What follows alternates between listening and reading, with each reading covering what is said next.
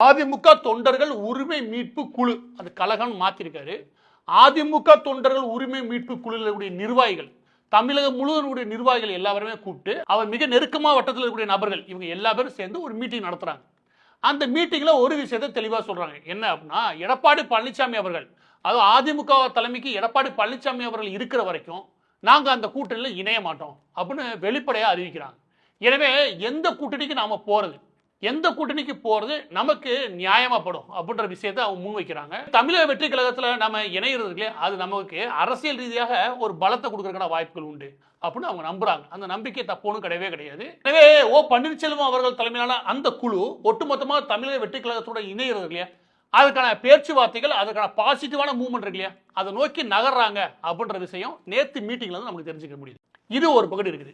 இப்ப அடுத்து ஓ பன்னீர்செல்வம் அவர்கள், அது முன்னாள் முதலமைச்சரை விட அதிமுக ஒருங்கிணைப்பாளராக இருந்தவர் விட, எனவே அவ்வளவு பெரிய பலத்தில் இருந்த நபர், ஜெயலலிதா அவர்கள் இருக்கும் போதே முதலமைச்சராக இருந்தவர். எனவே இப்படியான தகுதியோட அவர் வரும்போது வெற்றி தான் முக்கியம் தேர்தலை பொறுத்தவரைக்கும். எனவே எல்லாரும் இணைச்சுக்கிறது இல்லையா, அப்படி இணைக்கிறது அவசியமானதுன்னு விஜய் அவர்கள் கருதினார்னா இந்த இணைப்பில் இவ்வளவு சீட்டு ஒதுக்குறது இல்லையா, அதெல்லாம் எந்த தப்பும் கிடையவே கிடையாது. முதல் வெற்றி அவசியமானது.